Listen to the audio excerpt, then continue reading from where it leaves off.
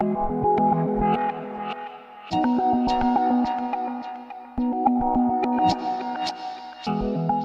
going to ask Laurence to come forward, who's been a member of our stewardship group, who have put together the stewardship packs that will be distributed at the end of the service, and been working on this idea of giving to God. I've got a few questions for Laurence, and Sailing, you'll see, has got the video camera lined up, and the providing neither of us make horrible gaff, then the results will be on the website shortly. Laurence, let me give you this microphone. Thank you. Can I be heard? Even at the back? Oh, excellent. Excellent. Laurence, what's this giving to God all about, and why are we talking about it today? Everything that we have, possessions, money, skills, time and talents, are a gift from God. And we're stewards of those things, and we seek to apply them for God's work, in support of God's work on this earth. And so giving to God is about talking about that today. Yes. Thank you. So the bigger picture is part, or the context in which it's set, is how the church is developing. How do you see the church developing at the moment? You've been here far longer than I have. I think this church has seen a remarkable transformation in the last 18 months since Richard has been here. I've just noted down some things which have happened in that period. Last year we had 2 alpha groups. This term, we have 3. Our attendances have gone up, especially in terms of the numbers of children. We see dozens of children here every week, and that's such a thrill. I think people in the village have become more aware of the part that this church has to play in the entire community. I think we've seen specific activities such as Coffee in the Chancel designed to reach out to parts of the village that we didn't fully reach out to before. And I think overall we've seen and heard a buzz as people come into the church happily and gladly on a Sunday morning. Thank you, Laurence. So the wider context is that the church is doing really well. As a church, in our giving to God, we're focusing first on our finances, which some people will find quite unusual. Tell us why that is.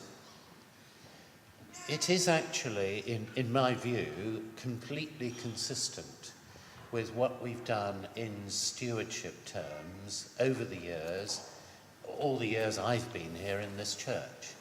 We've taken the needs that we have from time to time to the church family, and the church family has responded. At present, we have a need based on finances because in 2010, we ran a deficit of several £1,000s. So what we're asking people to do is to think about, and in many cases, we haven't reviewed our giving, our financial giving to the church for many years. I'm certainly in that category. I shall read the letter which is addressed individually to us all, and prayerfully I shall respond to that letter. So in short, the financial position of the church is that we've spent more than we've had coming in, a situation which gives us the deficit. What else is happening for stewardship? What will we be doing aside from finances, which you've just explained?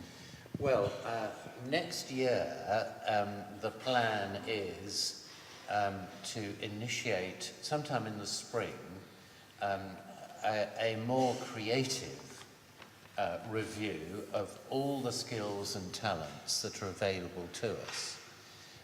We've sort of done this in the past in our annual stewardship reviews, but with people like Stephen and Hilary, who are the leading lights with Richard, are on the stewardship team, I think I can anticipate with reasonable confidence that there will be some new ideas and some creativity in the spring of next year when it comes to reviewing the talents and skills and making better use of those we have and those that newer members of the congregation have as well.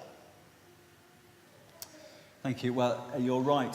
Hilary and Stephen and I have been talking with others, and we're going to invite all the congregations to come to vision meals. So a chance to hear more about our vision for the church, to live and work for God's glory in Wheat Hampstead and beyond, and particularly think about how the gifts and talents that each individual has fit into fulfilling that vision that we believe God has called us to. So that's happening in the spring. And what happens now for as part of this giving to God review? Today we have letters available in the chancel, individually addressed and arranged in alphabetical order so that there should be maximum convenience of accessing your letter. We would ask you, please, to come into the chancel, even if you don't stay for coffee, to come into the chancel after the service is finished, to pick up the letter addressed to you, to take it away, and, as I mentioned before, to think about it prayerfully and respond as may be appropriate to you. It may be that we're not asking for more money from you. We're very well aware that the circumstances of a number of people in the congregation have changed. And if it is right for you to reduce your financial giving, just as it might be right in another context for you to withdraw from an activity you've previously volunteered to do, that is perfectly right, proper, and acceptable.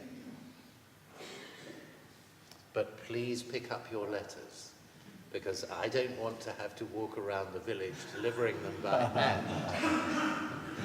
It would be much better stewardship of our time and our talents if you picked up the letters yourself rather than sending Laurence around the village. Very well. So there are letters for everyone. If there isn't a letter individually addressed to you, there are some that are blank. We've done as much as we can do to make sure that everybody's got one personally addressed, but inevitably we will have missed some people. So please don't take offence, but do take a an envelope which is blank and consider it as our letter to you. And Richard, there is one final thing, if I may. Because of the extraordinary efficiency of our administrator, we failed to get each envelope equipped with a postcard on our vision. Now, if you haven't already had such a postcard, please take one as well as your letter. Laurence, thank you very much for all you've said, and thank you for all that you and Hilary and Stephen have done in preparing this review and helping us on that. So thank you, and thank you everyone for the way in which we hope you will respond thoughtfully and prayerfully to these requests. I'm going to hand over to Brian now, who's going to lead the rest of the service.